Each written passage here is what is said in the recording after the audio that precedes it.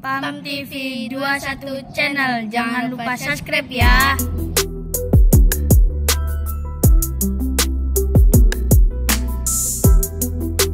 Bismillahirrahmanirrahim. Alhamdulillahirabbil alamin wa bihi nasta'inu ala umuri dunya waddin. Wassalatu wassalamu ala asyrofil anbiya'i wal mursalin sayyidina wa maulana Muhammad wa ala alihi washabihi ajmain, amma ba'd. Jamaah rutinitas malam Rebo ingkang kula muliakan dan semoga selalu dimuliakan dening Allah Subhanahu wa taala.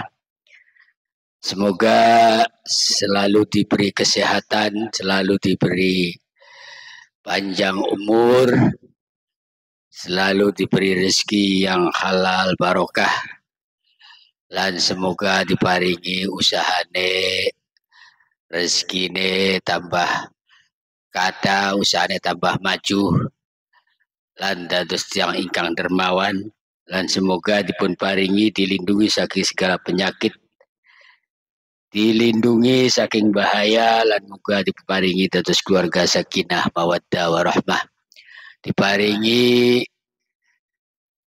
dados tiyang ingkang tekun dalam istiqomah, tekun dalam ibadah dan istiqomah, dan semoga diparingi keturunan solih solihah, diparingi aman selamat, jaya mulia wonten ing dunya lan akhirat, amin Allahumma amin. Malam niki pengajian umum babul ihsani ila yatimi.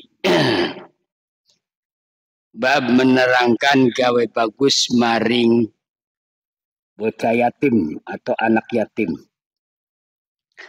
Qala al-faqih Abu Lais As-Samarqandi radhiyallahu ta'ala anhu, haddatsani abi rahimahullahu, haddatsana Abu Abdullah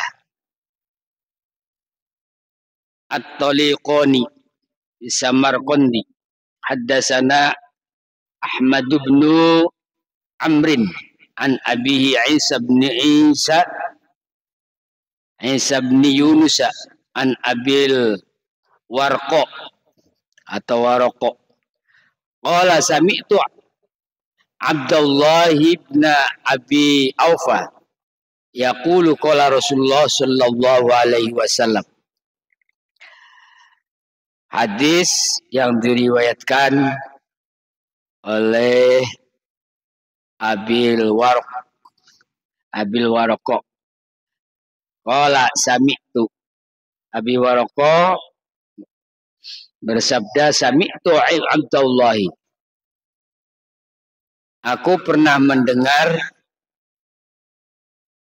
Abdullah bin Abi Aufa itu mengatakan, qala Rasulullah sallallahu alaihi wasallam, Rasulullah bersabda, sabda Rasulullah, man masaha ala ra'si yatimin rahmatan kataballahu lahu bi kulli sya'ratin marrat alaiha yaduhu hasanatan wa maha anhu bi kulli sya'ratin sayyi'atan wa rafa'a lahu bi kulli sya'ratin darajatan. Rasulullah bersabda, yang artinya barang siapa yang memegang kepalanya anak yatim dengan dioles atau diusap-usapkan, ini tangannya megang kepalanya anak yatim sambil dioles-oles karena sayang, maka Allah mencatat kepada orang tersebut setiap satu rambut yang dioles oleh orang yang megang rambutnya atau kepalanya itu, satu rambut itu satu kebagusan.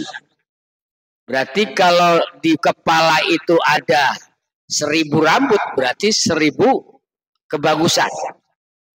Kalau di kepala itu anak yatim ada 10.000 rambut, berarti 10.000 kebagusan. dicatat oleh Allah. Wa maha anhu bikulli sya'ratin sayyi'atan. Dan Allah menghapus, melebur keburukan setiap rambut satu. Nah itu satu keburukan dilebur atau dihapus. Loh. Jadi kalau ada 10.000 keburukan, berarti 10.000 keburukan yang dihapus oleh Allah. Wa rafa'alahu bi kulli sya'ratin darajatan. Dan Allah mengangkat setiap rambut satu, diangkat oleh Allah atau diberi oleh Allah 1 derajat. Kalau ada 10.000 rambut di kepala itu berarti 10.000 derajat diangkat. Jadi orang megang anak yatim karena kasih sayang sambil diusap-usapkan tangannya ini ke rambut dioles-oleskan.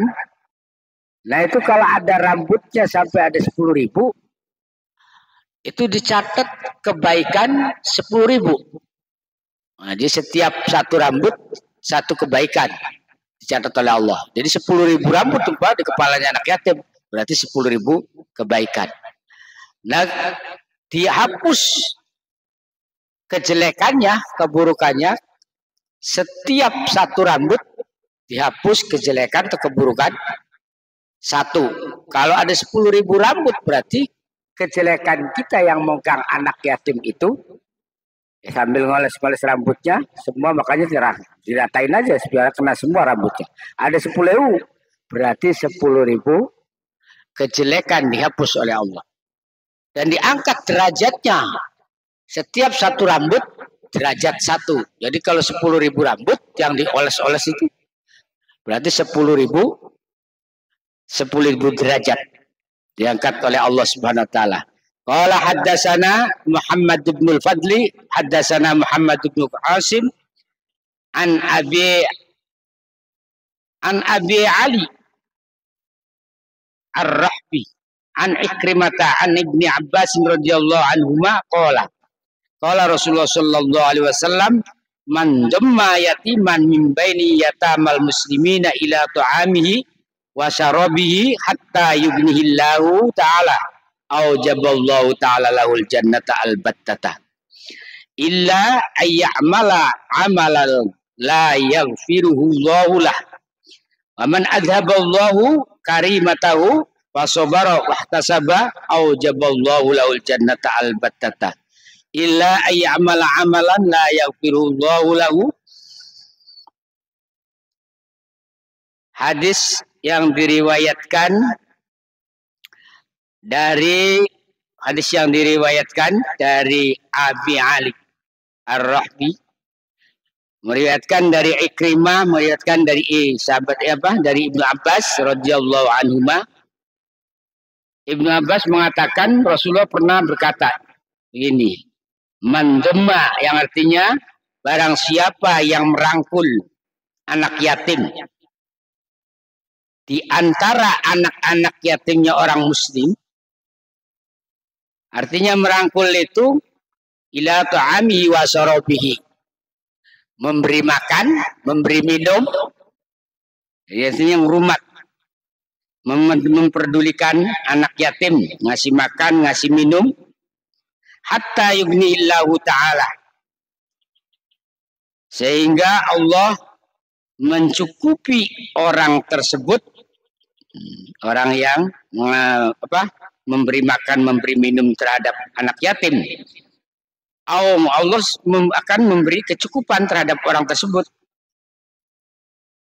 Nah, orang tersebut selain diberi kecukupan oleh Allah, orang yang ngurusin anak yatim, yang rumat anak yatim, yang memberi makan, memberi minum anak yatim, makanya kalau bisa punya rezeki sering-sering ngasih anak yatim, sering-sering memberi makan, memberi minum anak yatim, artinya ngurus anak yatim.